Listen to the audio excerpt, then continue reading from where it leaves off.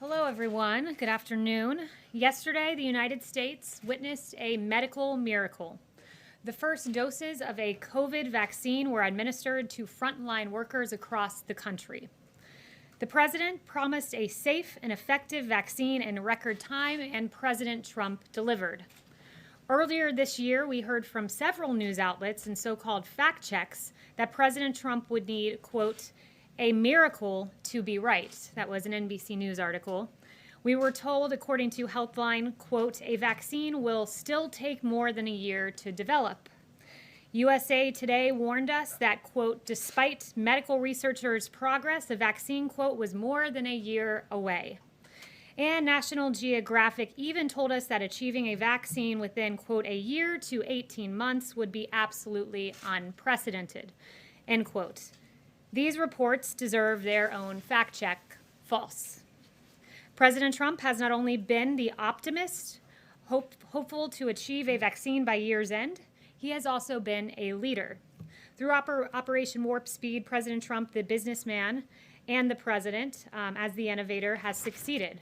President Trump directed military logistics experts at the Department of Defense to partner with health experts at Health and Human Services to ensure prompt delivery of vaccines and equipment. This includes the appointment of 4-star General Perna, who oversees the global supply chain and readiness for the United States Army, as Operation Warp Speed's Chief Operating Officer. The Trump administration supported clinical trials by working to enroll participants through NIH-funded COVID protection networks and provided funding and technical support through the National Institute for Allergy and Infectious Disease and Biomedical Advanced Research and Development Authority. President Trump also directed industrial-scale manufacturing of vaccines to take place at its own risk before knowing whether these vaccines would be successful. It was a novel approach, indeed, to vaccine development led by President Trump. The results of these historic investments will benefit the American people and will mark the beginning of the end of the pandemic. As the first doses of the vaccine are delivered and administered, we urge all Americans to continue to wash your hands, socially distance, wear a mask when you are unable to do so. We also encourage those at the state level to improve the early and aggressive use of monoclonal antibody treatments, especially among vulnerable Americans. The Trump administration led the way, approving monoclonal antibody treatments for outpatient use, issuing 2 emergency use authorizations in November. Additionally, through HHS's Office of the Assistant Secretary for Preparedness and Response, monoclonal antibody patient courses have been allocated to all 50 states. Together, these steps can play a significant role changing the course of the virus. Thank you to President Trump, and with that, I will take questions. Ben. Kayleigh, now that the Electoral College has voted, does the president acknowledge that Joe Biden is the president-elect? Does he have any plans to invite him here to the White House? The president is still involved in ongoing litigation related to the election. Yesterday's vote was one step in the constitutional process, so I will leave that to him and refer you to the campaign for more on that litigation. What is his reaction to Leader McConnell today congratulating Joe Biden and calling him the president-elect? I haven't gotten the president's reaction to that yet, but the president, again, is pursuing ongoing litigation, would refer you to the campaign for further. And what's the path forward, though, for litigation? If the votes have been certified, if the Electoral College has voted, there doesn't seem to be a legal recourse at this point. The campaign would have more specifics for you on legal recourse, but yesterday was one step in the constitutional process leading up to the January 20th date in the Constitution. Steve. Does the president plan to take the vaccine and really do it in a public way to inspire confidence among people? So the president currently at this moment has said he is absolutely open to taking the vaccine. He's been emphatic about that to me privately and to you all publicly. But he did recently recover from COVID. He has the continued protective effects of the monoclonal antibody cocktail that I mentioned. And he will receive the vaccine as soon as his medical team determines it's best. But his priority is frontline workers, those in long-term care facilities, and he wants to make sure that the vulnerable get access first. Yes. Wouldn't him taking the vaccine set an example for Americans to give them confidence? Dr. Fauci, as well as Montef Slaoui, both said today that they think President Trump should get the vaccine. If A, because for himself, but B, to set an example. Will he do that? Like, why not do it just to show Americans that it's safe? Because he also wants to show Americans that our priority are the most vulnerable. There will be some senior administration officials taking it publicly to instill that confidence. It is very important. And the president, no, but you'll learn in the next few days who that is, who those individuals will be. But they will be taking it publicly to instill confidence. The president wants to send a parallel message, which is, our long-term care facility residents and our frontline workers are paramount in importance, and he wants to set an example in that regard. I absolutely would be open to taking the vaccine. As has been reported and as I shared with some of you yesterday, the White House, it will be a very limited group of people who have access to it initially. The president's tweet indicated that the White House should receive it at a later date to, again, prioritize the most vulnerable, but some career staff, national security staff, for the purposes of continuity of government, will have access, in addition to a very small group of senior administration officials for the purpose of instilling public confidence. He has said that he thinks Americans will be able to take it if they want to take it. You're saying he's open to taking it. Is he going to encourage Americans to take it, or is he going to leave it up to Americans? Does he think Americans should get this shot? Absolutely. Look, these are vaccines that he oversaw the development of. He has great confidence in. He wants to see all Americans get this vaccine, and he wants to see the most vulnerable among us get it first. But absolutely, he will be encouraging Americans to take this. Yeah. David. Do you know specifically when the president will veto the National Defense Authorization Act, when he's going to send the paperwork over? And why would he veto that, given the fact it passed on veto-proof majorities in Congress? So he still does plan to veto the NDAA. Don't have a timeline for you on that, but he does plan to veto it.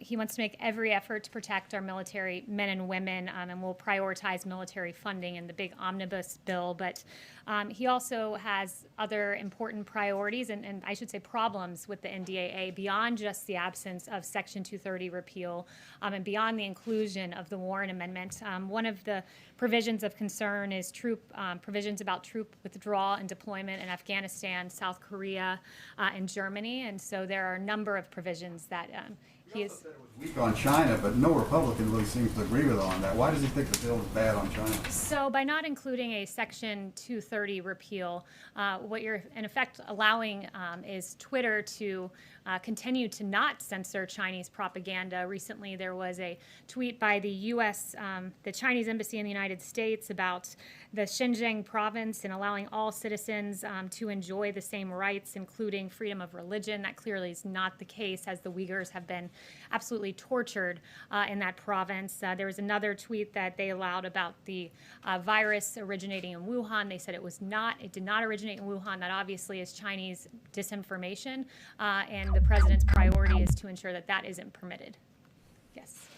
Did Leader McConnell give the president a heads up that he was going to talk about Biden on the floor today? I'm not sure if he had any call with him prior to making that statement. Okay. And is Secretary Mnuchin or Chief Meadows going to be involved in this bipartisan meeting that's happening on the Hill today at 4 o'clock about COVID relief?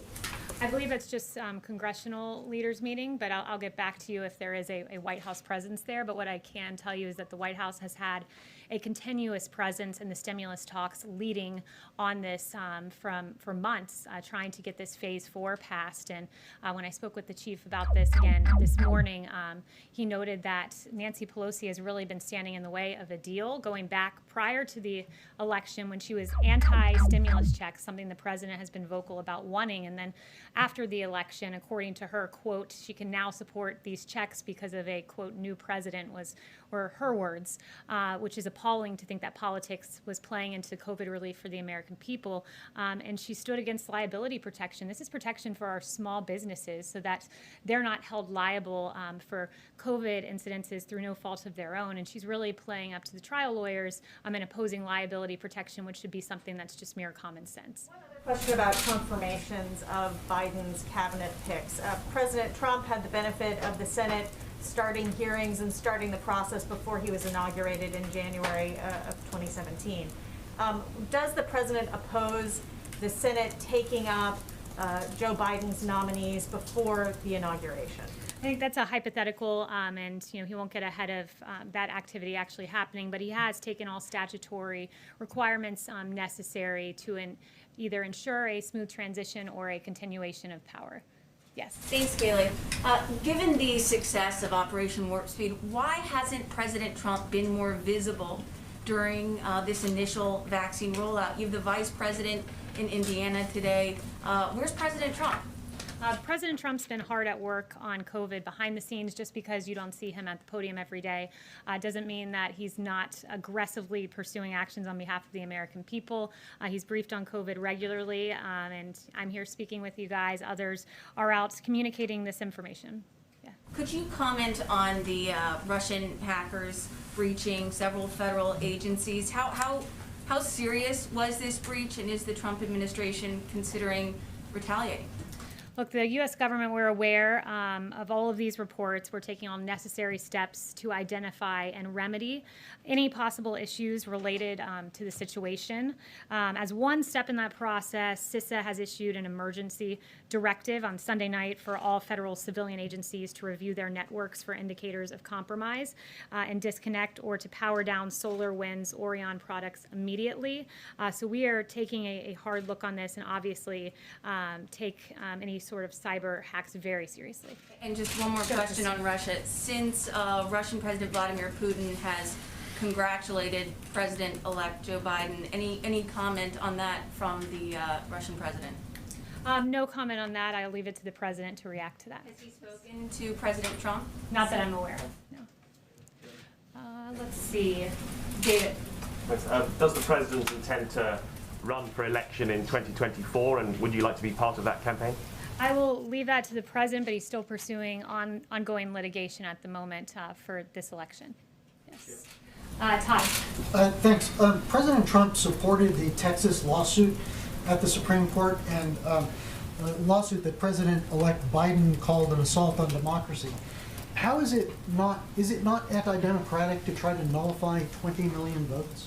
I think pursuing legitimate litigation through the judicial system is in no way assaulting democracy. In fact, it's using Democrat institutions in the manner they are to be used to pursue legitimate claims with sworn affidavits and additional evidence. But I do think what is an assault on democracy are the 4 investigations into President Trump over Russia collusion that turned up nothing. I mean, Mueller alone, you had 19 lawyers, 40 FBI agents, 2,800 subpoenas, 500 search warrants, millions of taxpayer dollars, all to find no collusion. And the investigation into President Trump began far before he was even elected president of the United States. And his intel briefings in the transition period were even weaponized against him. An insurance policy from Peter Strzok was put in place against this president prior to him being elected. That is what is an assault on democracy. Blake.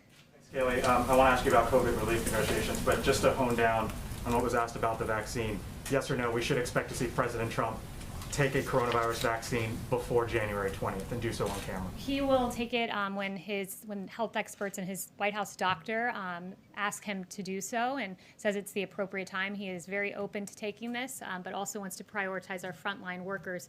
Since you brought up the vaccine, before you get to your next question, one thing I do want to make clear is that there are 2.9 million doses of the Pfizer vaccine that have gone out.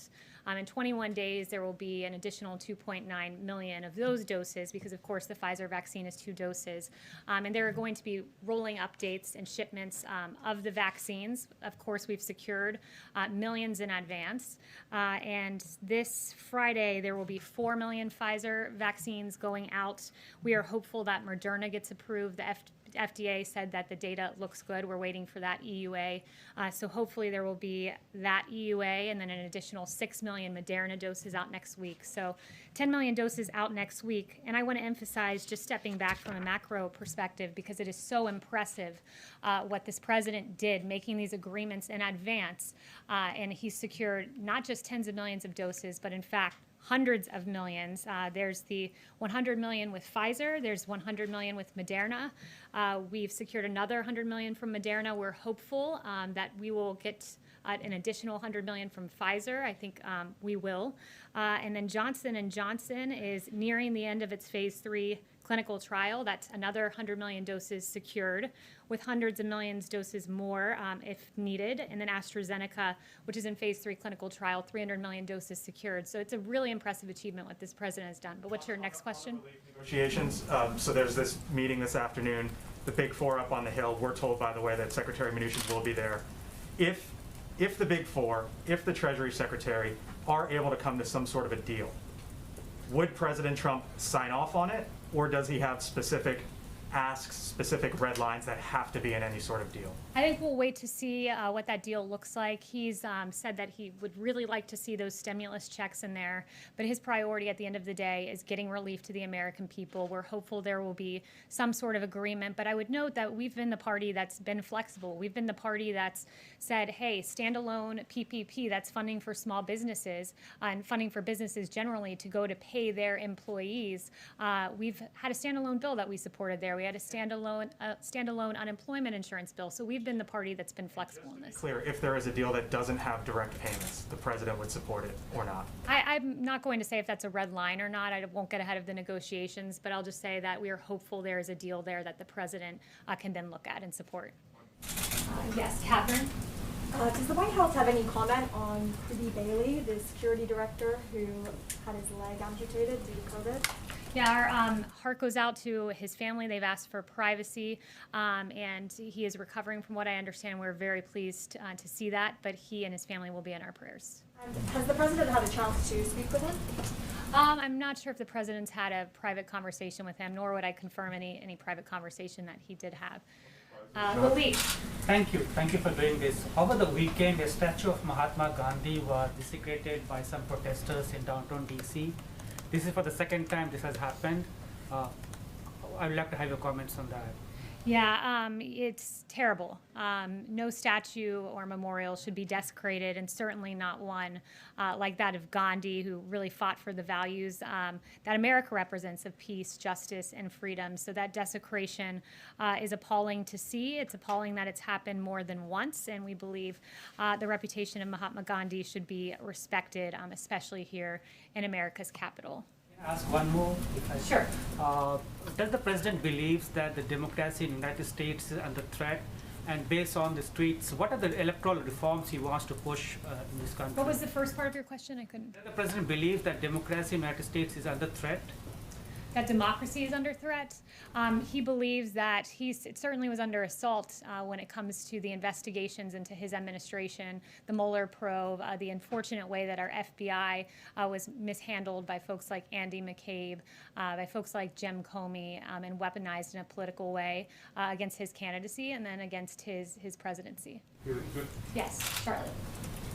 Thanks, Kayleigh. Is President Trump planning to take any action after seeing the forensic audit of the machines in Antrim County, Michigan? I'd have to refer you to the campaign on anything regarding the election. Just as far as the 2018 executive order on election interference, has he received a report yet? And when he does receive it, is any of that going to be available for the public to look at? I am not aware of any report that he's received to that end. Yeah. Chanel. Thank you, Kayleigh. Just want an update statement on Iran, especially in light of the just signed Israel-Morocco deal.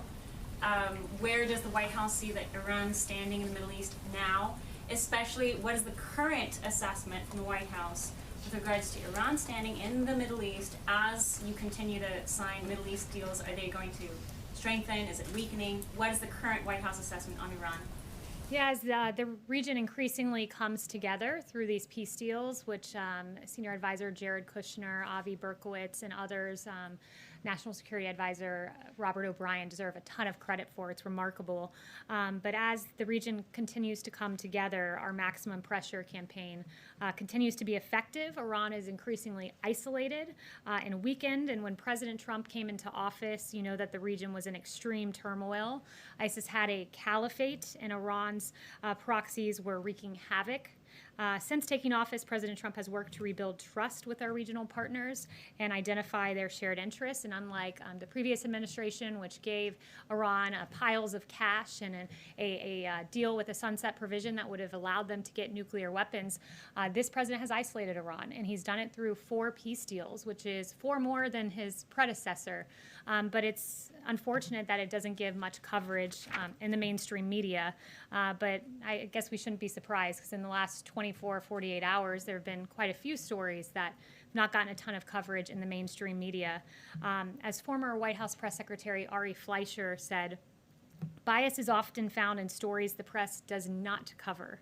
And last week we found out that Democrat Congressman Eric Swalwell was infiltrated by an alleged Chinese spy. This spy cozied up to Swalwell, raised funds for his 2014 campaign, and even planted an intern in his office. And that relationship continued until the FBI briefed him in 2015, and that was some very good reporting done by Axios.